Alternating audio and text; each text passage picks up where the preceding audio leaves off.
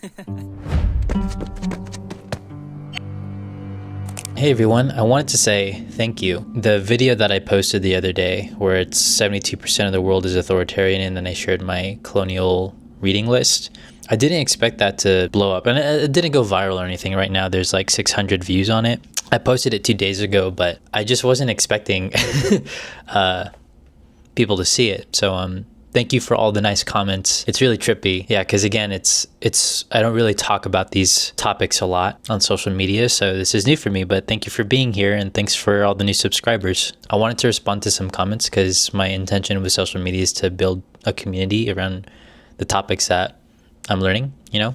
So yeah, I'm just gonna respond to some comments. From Taylor Lawrence, this is an excellent video. You deserve so many subscribers. I'm not gonna lie, this kind of made me tear up a little bit. I appreciate you so much, and I took a look at your page and you make amazing content as well. I'm not on that level, but I appreciate you taking the time to watch my video and then commenting this.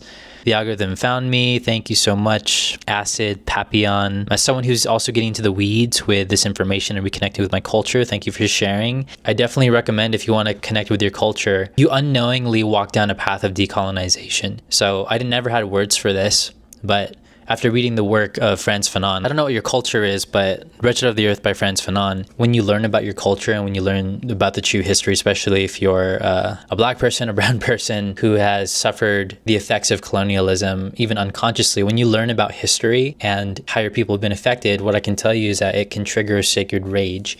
And this is what Frantz Fanon talks about. Frantz Fanon, he was a psychiatrist that treated Algerian soldiers that were tortured by the French during the Algerian-French War. And he basically documents firsthand accounts of just how Algerians were treated like animals by the French colonizers. And he just documents and outlines the process, the spiritual process, the emotional process of decolonization. And I think when you learn and navigate the history of your culture, at least for me, it's a very emotional process. It's a very sacred process. It's a very deep and challenging process to learn what was done to your people. Even though it happened years ago, it wasn't even that long ago, honestly. It wasn't even a century ago in terms of the Philippines. But anyway, this book specifically, I think, gives you powerful tools to, one, it ignites something within you. This book is kind of dangerous. Like, this is a book that starts revolutions, and I understand why the more I read it. It ignites something within you. It ignites a sacred rage within you. But then Fanon also talks about how it's important to, once you learn these things, you learn what was done to your people, you experience this sacred rage, and you go through this process of release. He goes to say that decolonization is a process. It's always going to be a violent process,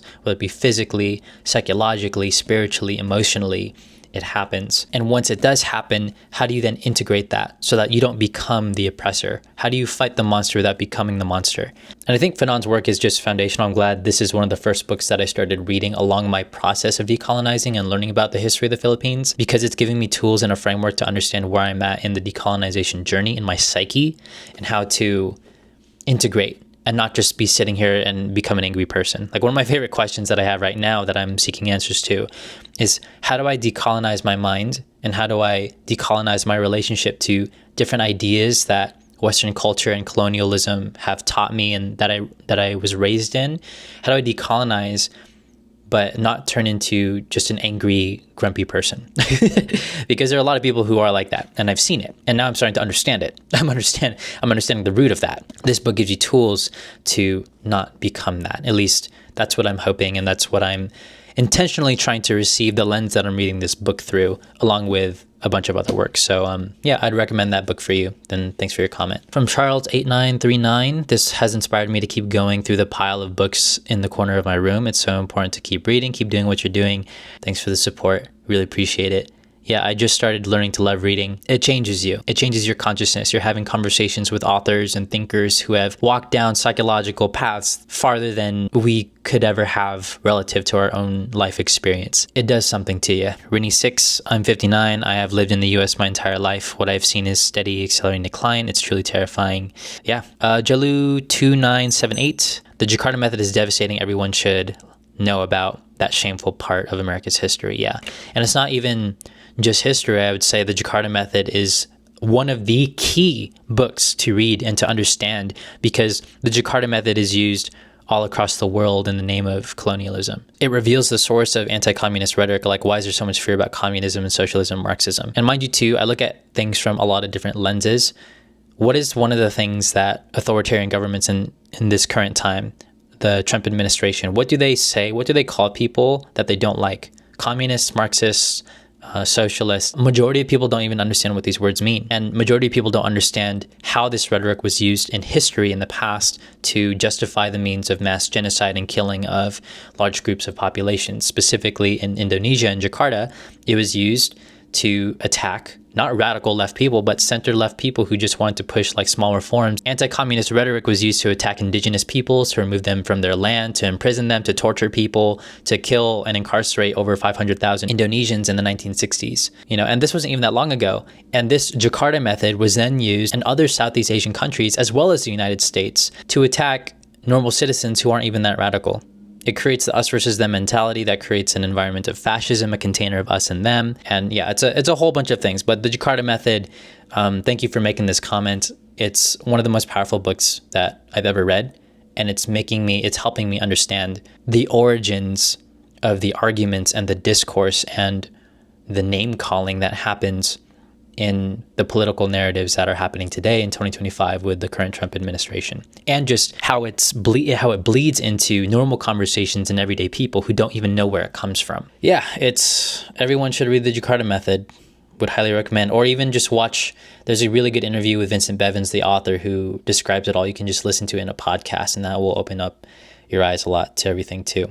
If you want to understand racism, play Sid Meier's Civilization, addictive but surprisingly clarifying, Rehuman Psycholog. Thank you for the recommendation. I'll check it out. Okay, this is from Racket Dude. Snyder said that he was going to leave the USA irrespective of whom was going to be president, though, dude. Less than 2 minutes in and already something false, unless the interview I saw him a few weeks ago is now outdated. So firstly, thank you for inviting critical thinking into the comment section. I'm just one person, so I see what I see. Saw news articles saying that 3 Yale University professors left the country because America is turning into a fascist dictatorship. I'm just one person. I have one mind. And so I do the best I can to be as precise and accurate with information as possible. But sometimes I miss things. So yeah, if that's true, there you go. But it still happened, and Harvard's being attacked right now too. Trying to attack Harvard professors, and Harvard's fighting back. They literally released a whole free course to the public on understanding government and how to tell if a government's turning into a dictatorship. So regardless of what and why Snyder left, you can see it echo into the policies and the executive orders that the administration is actually giving out. So you could say that we could talk about like the specifics of things, but they're attacking Harvard. So, but overall, thank you for inviting critical thinking into the comment section, and that's welcome here. I'm only one person. I'm not perfect. I don't know everything, so I appreciate you. From be careful walking around telling people that you're red-pilled, but jokes aside, I wish you all the best, whatever that might be. Thank you so much. I get what you're saying. I know that the concept, the term red pill is seen as very controversial because of the manosphere and all that bullshit. I don't like any of that stuff. Thanks for looking out. Yeah, I'll be careful to use that analogy in the future, especially if more people see my videos, because I wasn't expecting this one to even get the attention that it has. But yeah, thank you for that. This is from Racket Dude as well. Like how you're seemingly against a lot of aggressive systems, yet you have been very pro AI. Not sure how that works. So these are my thoughts on AI. I think AI can be harmful, but it can also be helpful. It all depends on how we use it. It's like the internet. When the internet came out in the 1960s, I think that's when it came out. A lot of people were against the internet as well. But what I think is that, like the internet, it's here to stay. AI is not going anywhere. And like the internet too, it can help us amplify more of who we are and how we express ourselves, for better or for worse. I think it's better to understand it and how to work with it with integrity and responsibility than to be completely against it. In my case, I use AI to help me learn things faster. If I don't understand something from a book, if I don't understand the prose it was written in, or like certain high level academic concepts, then I throw it into AI and then I have it unpack it. I have it simplify it and teach me and reframe it in a way that's easier for me to understand. Because of AI, I've been able to access reading in general.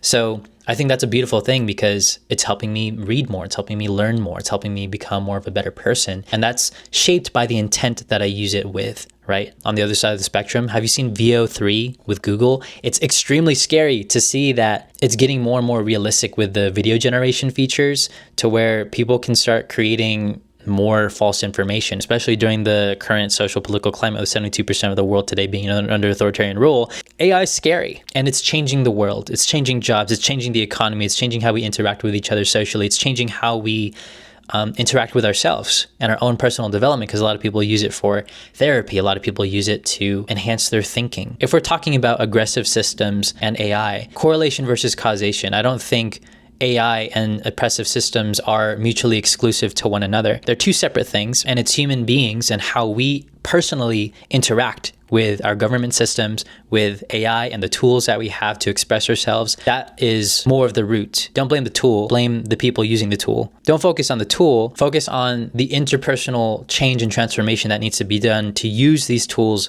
wisely. I think that's a more important question, a more important intention. Again, AI is changing the world like the internet, and to be completely against it is unwise. But to also be completely in favor of it without regulations or integrity is also unwise. It's something that needs to be navigated with wisdom and conscious intent. And I don't know where that's going to go, but I can speak for myself, and it helps me learn. I'm grateful for it with that. Again, thank you guys all for the comments on the last video. It really means a lot. Didn't expect it to even see that much attention, but it's cool. So I'm excited to keep creating from this space, integrating my new knowledge about politics and all this crazy stuff. But anyways, I love you guys like I love myself, and I'll see you in the next one.